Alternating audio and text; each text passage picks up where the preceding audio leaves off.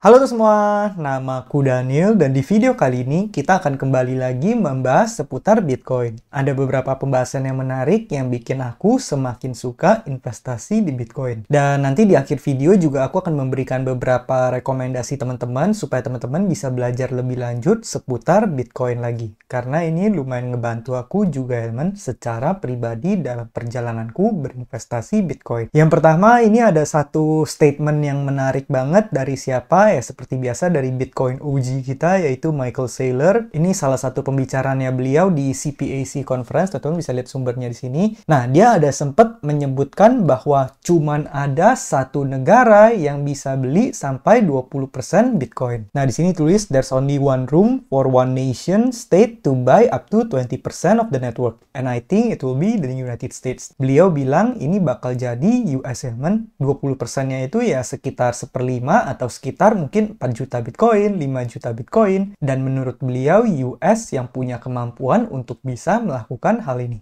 Teman-teman boleh coba nonton, nih lumayan panjang ya. You want to own the future. You want to own cyberspace. How do you own cyberspace? You own Bitcoin, and then you run the Bitcoin networks. You mine Bitcoin, you own Bitcoin.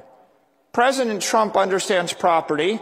He understands the value of Greenland. He understands the value of Alaska. He understands the value of oil rights. He understands drill, baby, drill would be impossible if we didn't own the land, right? He understands American dominance. And land is physical property. When I run electricity through semiconductors and I create a wall of encrypted energy, I create digital property. Bitcoin is digital property. You should own it, your company should own it, our nation should own it. It is the future. In your perspective, how soon do you think we're going to be buying Bitcoin and have within our U.S. reserve at a timeline? You think it's going to be 12 months, 24 months? I think there's an appreciation of the power of Bitcoin throughout the cabinet, throughout the House, throughout the Senate. There's going to be a political process by which we build consensus with the White House, the Senate, and the Cabinet, and find the right way through. But, you know, what I would say on this topic is the U.S. could own 20% of the network like that for free. The dollar would strengthen, the nation would be enriched. And the real promise is if you own 4 to 6 million Bitcoin, you're going to pay off the entire national debt. You're going to neutralize it. We can generate a $50 trillion to $80 trillion benefit to the United States people, to the citizens, to the taxpayers, and we can do it simply by seeing the future. No, jadi Michael Saylor bahkan sempat sebutin kalau misalnya mereka membeli banyak Bitcoin, ada kemungkinan Bitcoin itu bisa tumbuh menjadi 50-80 triliun dolar di masa depan. Dan dengan angka seperti itu aja, sebenarnya itu udah cukup untuk membayarkan atau melunaskan semua utang Amerika. Makanya Bitcoin ini bisa menjadi game changer banget buat negara besar seperti Amerika ini ya, man. It cost $6 million to buy Alaska. The payoff was $1 trillion. Just like right now, you can literally buy it for a song and dance. That's the opportunity. The risk is that you wouldn't want the Saudis to buy it first, or the Russians, or the Chinese, or the Europeans. And there's only room for one nation state to buy up 20% of the network. And obviously, I think it should be the United States. I think it will be the United States. It's a way for us to enrich ourselves and emerge as a creditor nation in a matter of a decade. It's also a way for us to ensure that we're the economic leaders in cyberspace and the digital economy for the next 100 years.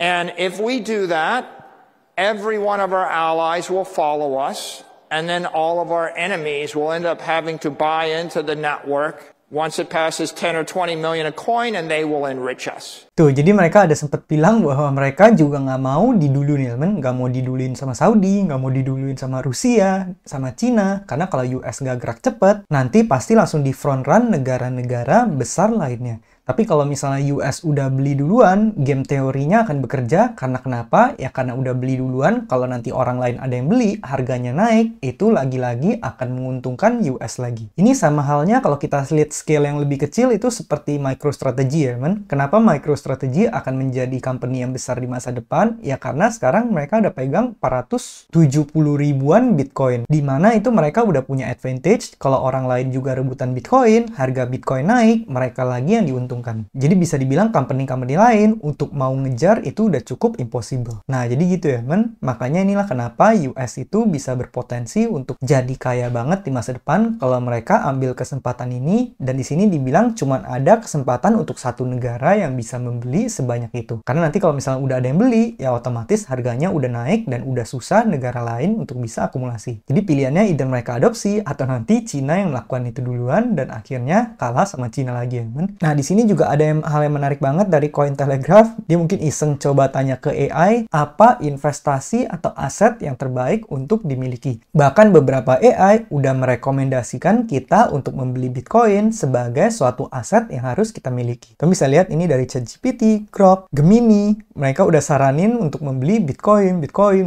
untuk yang 1 tahun, 3 tahun, 5 tahun, 10 tahun. Dan untuk sebuah AI bisa merekomendasikan seperti ini, ya pasti kan dia udah di-feed banyak banget informasi dan dia bisa mikir sendiri mana investasi yang paling menarik. Dan kalau misalnya ditanya lebih pinter mana, ya udah pasti lebih pinter AI daripada kita ya, man. Itulah kenapa bahkan AI aja menyebut bahwa Bitcoin itu merupakan investasi yang menarik. Apalagi di masa depan prospeknya akan lebih besar lagi. Aku udah nggak akan kaget kalau di masa depan Bitcoin itu bisa menjadi 2 digit miliar. Dan di zaman anak atau cucu kita itu bisa-bisa menjadi 3 digit miliar, men. Aku udah nggak kaget kalau misalnya seperti itu. Makanya itulah kenapa untuk saat ini aku punya exposure yang cukup besar, bisa dibilang nilainya miliaran terhadap Bitcoin. Nah, berikutnya ini juga post yang menarik dari CZ Binance. I of course didn't invest in Libra. Libra ini yang kemarin baru rug pull ya kalau nggak salah, men. I don't buy new coins. I got into Bitcoin late, not when it first came out at 2009, I bought Bitcoin at 600. Jadi dia beli Bitcoin pada saat harganya itu sekitar $600. Ya, walaupun mungkin itu relatif murah kalau kita dibandingkan dengan harga sekarang. Tapi dia bilang itu dia masih telat ya, teman. Ya karena mungkin kalau belinya lebih early ya lebih murah lagi. I'm not short-term opportunistic, I look for long-term impact. I hold BNB and BTC. Nah, jadi di sini teman-teman bisa lihat ya, bahkan salah satu orang paling kaya di kripto, Binance itu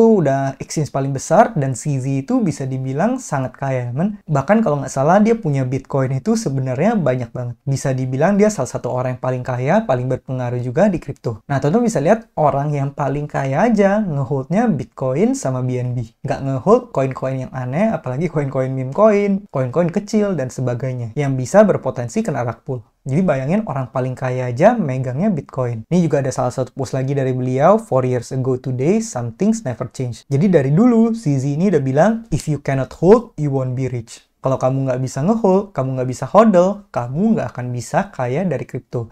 Itulah kenapa aku lumayan cukup memegang prinsip investasi untuk jangka panjang, terutama koin yang aku pilih adalah Bitcoin atau koin terbaik. Karena kalau misalnya aku lihat, semua orang yang paling kaya juga megangnya Bitcoin ya, men. Dan aku cukup yakin mereka lebih pintar dari aku, mereka pasti udah tahu banyak hal yang aku nggak tahu. Dan semakin aku pelajari Bitcoin terus, ya aku udah lumayan suka aset yang satu ini. Itulah kenapa aku akan terus menambah posisiku di Bitcoin ya, men. Nah, kalau misalnya teman-teman ngira Bitcoin itu sebenarnya historinya belum sepanjang itu, sebenarnya Bitcoin udah jauh lebih panjang dari itu. Teman bisa baca ini, Bitcoin wasn't the first attempt at a digital currency. It was the last one. The one finally that worked. Jadi sebenarnya sebelum Bitcoin, itu ada banyak banget digital payment atau digital currency yang lain yang berusaha untuk ditemukan. Bahkan dari minus 40 tahun, minus 30 tahun, minus 20 tahun, dari berpuluh-puluh tahun, berdekade-dekade sebelumnya, orang udah berusaha untuk menemukan digital currency ya, men. Dan pada akhirnya, dari semua itu banyak yang lahir, banyak yang gagal. Dari banyak referensi itu, pada akhirnya ditemukan satu koin yang berhasil dengan dengan sifat-sifat yang sangat bagus, dengan inflasi yang bagus, stock to flow-nya bagus, ketahanannya luar biasa aman, nggak bisa ditembus. Terus juga angka inflasinya semakin lama semakin kecil,